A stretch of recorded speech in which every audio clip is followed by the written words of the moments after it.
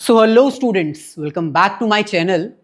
आज हम बात करेंगे 11th क्लास की माइक्रो इकोनॉमिक्स में से डिमांड चैप्टर के बारे में। अब देखो, डिमांड चैप्टर के कुछ लेक्चर्स तो हम आपके साथ ऑलरेडी शेयर कर चुके हैं। आई नो कि डिमांड चैप्टर का जो लास्ट लेक्चर हमने अपलोड किया था और आज हम जब ये चैप्टर अपलोड करने वाले हैं तो टाइम गैप बहुत ज़्यादा हो चुका है, यानी काफ़ी देर के बाद आपको ये लेक्चर देखने को मिल रहा है। इसके पीछे रीज़न क्या है कि हमने जो है वो ऑनलाइन के साथ साथ ऑफलाइन कोचिंग सेंटर भी अपना स्टार्ट कर लिया है। एड्रेस वगैरह आपको प्रॉपर डिस्क्रिप्शन में मिल जाएगा। अगर आप आसपास के एरिया से आते हो तो आप हमारी ऑफलाइन कोचिंग सेंटर भी ज्वाइन कर सकते हो। जोली कोचिंग के नेम से ही हमने इसको स्टार्ट किया है। लेकिन अगर आप आसपास के एरिया से नहीं आते तो कोई टेंशन की बात नहीं है, ऑनलाइन क्लासेस इसी तरह आपको मिलती रहेंगी और हम आपका पूरा सिलेबस कवर करेंगे। आज हम बात करेंगे डिमांड चैप्टर में से चेंज इन डिमांड के बारे में। मतलब अगर डिमांड चेंज होती है तो उस केस में क्या क्या इफेक्ट्स हो सकते हैं वो डिटेल में स्टडी करेंगे। नोट्स भी आपको मिल जाएंगे, क्योंकि जो मैं यहां पर लिखूंगा वही अगर आप एग्जाम में लिख के आ जाते हो ना, that is more than sufficient. उससे एक्स्ट्रा कुछ भी ना लिखो तो भी आपको पूरे मार्क्स मिलेंगे। चलिए आज का कॉन्सेप्ट स्टार्ट करते हैं। वीडियो को लाइक और शेयर जरूर कर दीजिएगा।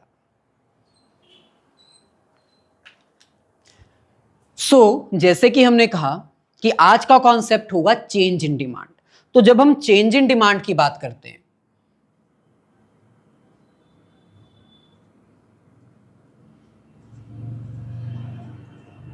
तो ये कॉन्सेप्ट जो है वो 2 पार्ट्स में डिवाइड किया गया है। फर्स्ट हमारे पास आता है चेंज इन क्वांटिटी डिमांड,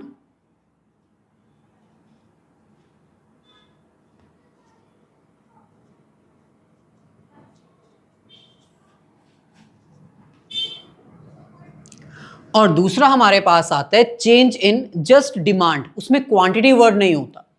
तो सर इसमें कौन सी बड़ी बातें हैं? तो दोनों सेम कॉन्सेप्ट नहीं। आज आपको इन दोनों का बेसिक डिफरेंस समझ आ जाएगा। चेंज इन डिमांड और चेंज इन क्वांटिटी डिमांड में बहुत बड़ा डिफरेंस है।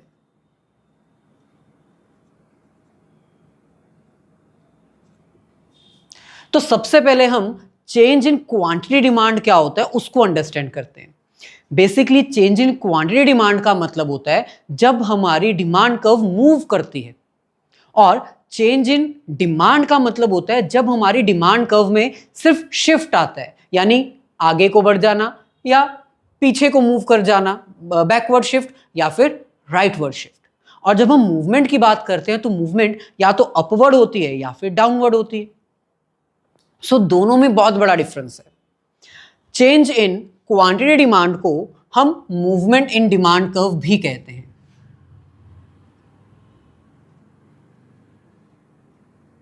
Movement in demand curve. और शिफ्ट इन डिमांड को हम चेंज इन डिमांड को हम शिफ्ट इन डिमांड भी कहते हैं।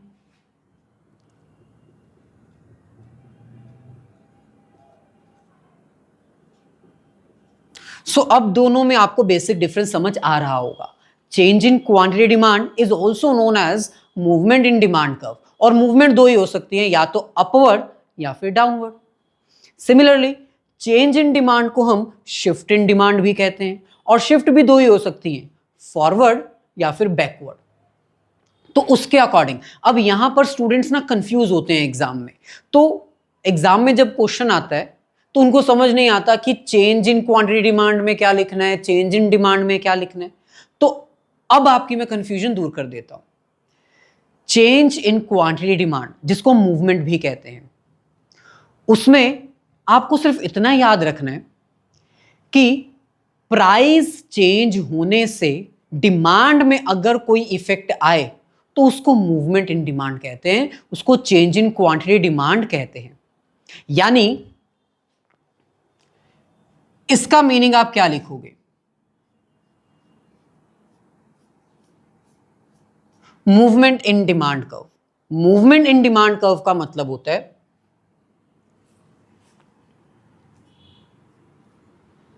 Change in quantity demand due to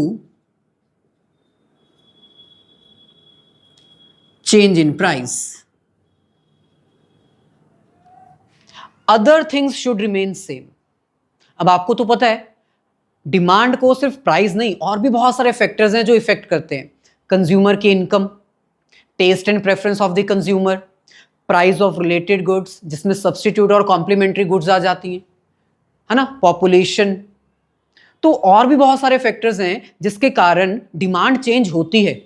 लेकिन अगर डिमांड चेंज हो हमारे प्रोडक्ट के प्राइस के कारण, अदर फैक्टर्स का इसमें कोई रोल ना हो, अदर फैक्टर्स कांस्टेंट रहे, तो उसी को हम मूवमेंट या फिर चेंज इन क्वांटिटी डिमांड कहते हैं. सो यहां पर आपको क्या लिखना है? मूवमेंट इन डिमांड कर्व का मतलब है change in quantity demand due to change in price, other things remain constant, या फिर अदर फैक्टर्स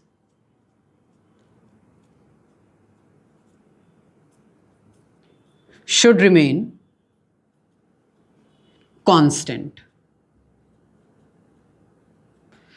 तो एग्जाम में आप कंफ्यूज नहीं होगे. सिंपल, मूवमेंट का मतलब हमारे प्राइस में चेंज आने से डिमांड में होने वाली मूवमेंट. सर अगर इसके ऑपोजिट हो जाए, हमारे प्राइस को कोई चेंज ना आए, यानी हमारा प्राइस जितना था उतना ही रहे, there is no change in price, लेकिन अदर फैक्टर्स हमारी डिमांड को इफेक्ट करें, तो उसको क्या बोलेंगे? उसको शिफ्ट बोलेंगे. यानी मूवमेंट के एग्जैक्ट ऑपोजिट. अगर हमारी डिमांड चेंज हो रही है लेकिन हमारे प्रोडक्ट के प्राइस के कारण नहीं, अदर फैक्टर्स के कारण, जिसमें टेस्ट एंड प्रेफरेंस आ जाता है, substitutes price, complementary goods price, या फिर और भी बहुत सारे फैक्टर, अगर इन सभी फैक्टर्स के कारण हमारी डिमांड चेंज होती है तो उसको हम यहां पर शिफ्ट इन डिमांड कहते हैं. तो मैं ये भी लिख देता हूं साथ में ताकि आपको दोनों का डिफरेंस एक साथ पता चलता रहे. सो यहां पर हम क्या लिखेंगे? इसमें भी सेम यही मीनिंग आएगा. चेंज इन डिमांड, इसमें भी डिमांड ही चेंज होगी. Change in demand but due to other factors.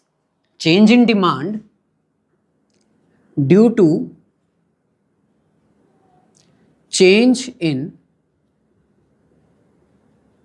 other factors, comma, now price should remain constant. यहां पर हमारे प्रोडक्ट का प्राइस कांस्टेंट रहेगा.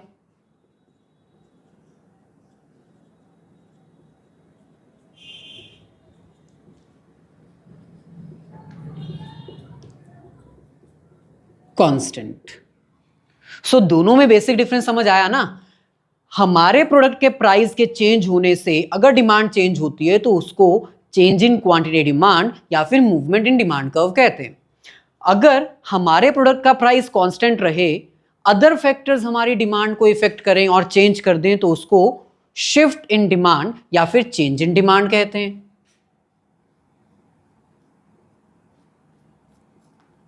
अब जैसे कि मैंने बताया था कि मूवमेंट भी फर्दर 2 पार्ट्स में डिवाइडेड है, शिफ्ट भी फर्दर 2 पार्ट्स में डिवाइडेड है, तो उसको भी जल्दी से देख लेते हैं. मीनिंग तो समझ आ ही चुका है.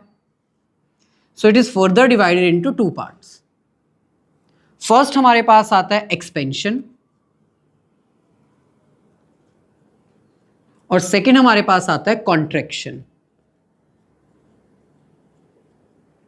अब नेम से ही आपको पता चल रहा है एक्सपेंशन का मतलब होता है एक्सपैंड करना, डिमांड का बढ़ना. तो डिमांड कब बढ़ती है? जब प्राइस कम हो जाता है.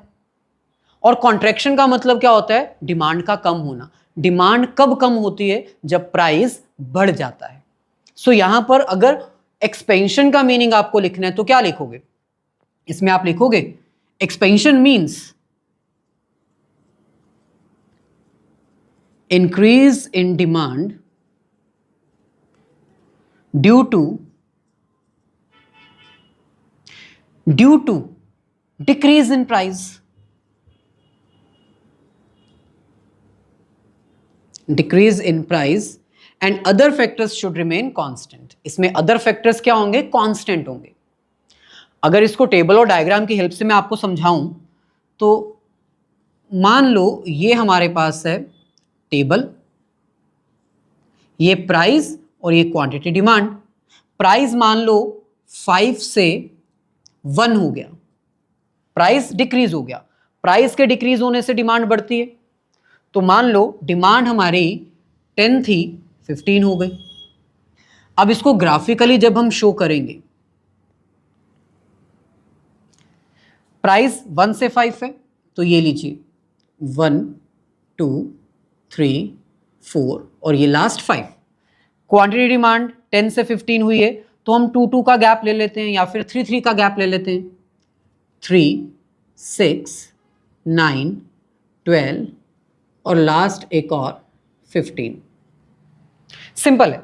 अब जब प्राइस 5 था, डिमांड 10 थी, प्राइस 5 था, तब डिमांड लगभग यहां पर थी, है ना। ग्राफ में एकदम परफेक्ट बनेगा। जब प्राइस 1 हो गया, डिमांड आपकी 15 हो गई। प्राइस 1 हो गया, डिमांड आपकी 15 हो गई। सो आपकी कर्व यहां थी, यहां आ गई, ये थी, ये हो गई। कहां पर मूवमेंट जा रही है? नीचे की तरफ मूवमेंट जा रही है ना, तो इसको हम डाउनवर्ड मूवमेंट भी कहते हैं। एग्जाम में स्टूडेंट्स कंफ्यूज हो जाते हैं, उनको लगता है कि एक्सपेंशन है तो एक्सपेंशन को तो अपवर्ड मूवमेंट कहते होंगे। एक्सपेंशन के कहने के बावजूद हम इसको डाउनवर्ड मूवमेंट कह रहे हैं, क्योंकि आपकी डिमांड जो है वो नीचे की तरफ जा रही है, बढ़ रही है। सो ये आपको ध्यान रखना है। It is also known as downward movement. So expansion का मीनिंग हो गया, इसका टेबल और डायग्राम हो गया। रीजन क्या है एक्सपेंशन का? Decrease in price. इसके ऑपोजिट आप कॉन्ट्रैक्शन एक्सप्लेन कर दो, है ना। कॉन्ट्रैक्शन में क्या लिखोगे? इसके जस्ट ऑपोजिट। एक्सपेंशन में इंक्रीज हो रही है डिमांड, कॉन्ट्रैक्शन में डिक्रीज होगी। So decrease in demand due to increase in price, ये इसका मीनिंग हो गया। टेबल और डायग्राम भी आपको ऐसे ही बनाना है। अगर टेबल और डायग्राम आपको नहीं पता तो मैं बता देता हूं। ये देखिए, ये प्राइस, ये क्वांटिटी डिमांड। प्राइस के बढ़ने से कॉन्ट्रैक्शन होता है ना, डिमांड कम होती है। तो प्राइस आपका 1 से 5 हो गया। इसके ऑपोजिट, प्राइस बढ़ने से डिमांड कम हो जाएगी, तो 15 से 10 लगा लो। आपका कर्व बनेगा यही, लेकिन इस बार मूवमेंट जो है वो अपवर्ड शो होगी। कैसे? देख लो। जब प्राइस 1 था, डिमांड 15 थी। प्राइस 1 था, डिमांड 15 थी। जब प्राइस बढ़ गया, 5 हो गया, डिमांड 10 हो गई। जब प्राइस बढ़ गया तो डिमांड आपकी 10 हो गई। तो ये फर्स्ट सिचुएशन, ये सेकंड सिचुएशन। अब आपकी कर्व कहां पर जा रही है? Upward movement. तो दैट इज वाई हम इसको अपवर्ड मूवमेंट भी कहते हैं।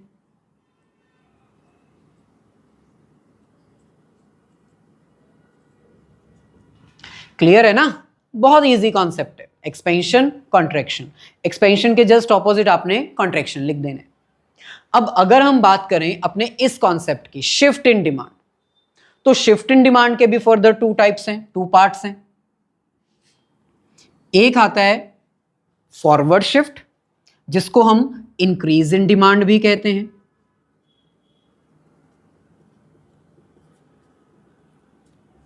एक होता है बैकवर्ड शिफ्ट, जिसको हम डिक्रीज इन डिमांड भी कहते हैं।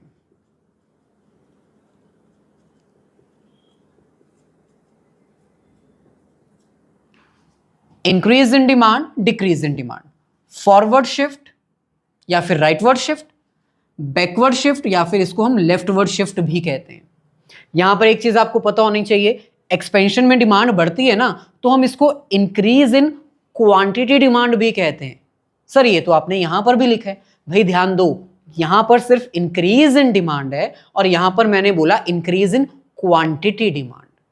तो एग्जाम में ध्यान रखना कि कौन सा क्वेश्चन आया है।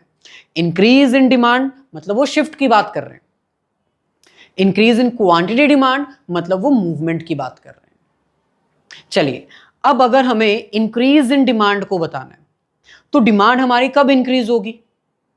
यहां पर प्राइस तो हमने कांस्टेंट माना हुआ है, देखो ना। शिफ्ट का मतलब होता है डिमांड में चेंज आना, डिमांड का बढ़ना या फिर डिमांड का कम होना, but not because of price. Price constant है, किसके कारण डिमांड इंक्रीज डिक्रीज हो सकती है? अदर फैक्टर के कारण। ये अदर फैक्टर क्या आ सकता है? इसमें आ सकता है आपका increase in income of the consumer, increase in income, है ना। अगर इनकम कंज्यूमर की बढ़ गई तो डिमांड बढ़ सकती है। या फिर increase in price of substitute goods. अब मैं यहां पर सब्स्टिट्यूट गुड्स लिख रहा हूं क्योंकि हमारे प्रोडक्ट का प्राइस कांस्टेंट है। या फिर decrease in price of complementary goods. इसके अलावा और भी बहुत सारे रीजन है, लेकिन हम 3 से ही सेटिस्फाइड है। So what is increase in demand? Increase in demand का मतलब होता है डिमांड का इंक्रीज होना due to other factors, but price of our product should remain constant. So जब आपको इंक्रीज इन डिमांड एक्सप्लेन करना है तो आपने यही लिखने हैं रीजन कि इनकी वजह से हमारी डिमांड बढ़ सकती है लेकिन हमारे प्रोडक्ट का प्राइस रहेगा कांस्टेंट। अब हम इसमें एक एग्जांपल लेके टेबल और डायग्राम भी आपको शो कर देते हैं। एग्जांपल में मान लो हम एग्जांपल लेते हैं कस्टमर की इनकम की। ये है प्राइस, ये है कस्टमर की इनकम और ये है क्वांटिटी डिमांड। मान लो हम टी का प्राइस लेते हैं। टी जो है वो पहले भी 10 की थी, अब भी 10 की है, क्योंकि प्राइस हमने क्या मानना है? कांस्टेंट। पहले भी 10 की थी, अब भी 10 की है। कस्टमर की इनकम पहले 500 थी, अब उसकी इनकम 1000 हो चुकी है। अब इनकम बढ़ेगी तो वो डिमांड ज्यादा करेगा कि कम करेगा? ज्यादा ही करेगा। तो डिमांड भी हमारी बढ़ गई, मान लो 10 से 20 हो गई। अब इसको कैसे शो करोगे डायग्राम की फॉर्म में?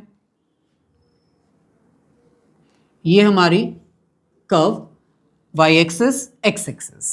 प्राइस हमारा कांस्टेंट है 10, तो हम यहां पर लिख लेते हैं price is constant, that is 10। Demand पहले 10 थी यानी यहां थी, अब यहां आ गई, यानी पहले हम इतनी डिमांड करते थे और ये हमारी कर्व होती थी। अब हम ज्यादा डिमांड करते हैं तो ये हमारी न्यू कर्व है D और ये D1, यानी आपकी कर्व कहां शिफ्ट हो रही है? ये मूवमेंट नहीं है, ना ही अपवर्ड ना ही डाउनवर्ड, जिस लाइन पर थी उसी लाइन पर है। इसी को हम शिफ्ट कहते हैं। ये कौन सा शिफ्ट है? फॉरवर्ड शिफ्ट या फिर राइटवर्ड शिफ्ट।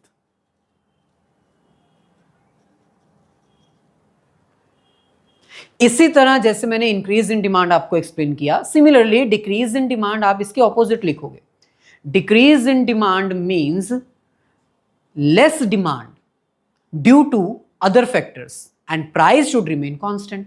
यानी अदर रीजंस के कारण अगर आपकी डिमांड कम हो जाए तो उसको हम डिक्रीज इन डिमांड कहेंगे और इसमें हमारे प्रोडक्ट का प्राइस कांस्टेंट रहेगा। अब ये अदर फैक्टर कौन से हैं? हो सकता है कस्टमर की इनकम डिक्रीज हो जाए, हो सकता है कि सब्स्टिट्यूट गुड्स का प्राइस डिक्रीज हो जाए, सॉरी डिक्रीज हो जाए, क्योंकि ऑपोजिट लिखना है ना। और यहां पर हो सकता है कॉम्प्लीमेंट्री गुड्स का प्राइस इंक्रीज हो जाए। तो इन तीनों के ऑपोजिट यहां पर आपने रीजन लिख देने। टेबल और डायग्राम इसी तरह बनेगा, बस कस्टमर की इनकम 500 से 1000 करी है ना, इंक्रीज करना था, डिक्रीज कर देना। डिक्रीज में क्या होगा? यहां पर 1000 और यहां पर 500 आ जाएगा। जब कस्टमर की इनकम डिक्रीज हो गई तो उसकी डिमांड भी तो डिक्रीज होगी ना। पहले 20 थी, अब 10 हो गई। अब जब आप इसको डायग्राम में शो करोगे तो ये आपकी है D और ये आपकी है D1।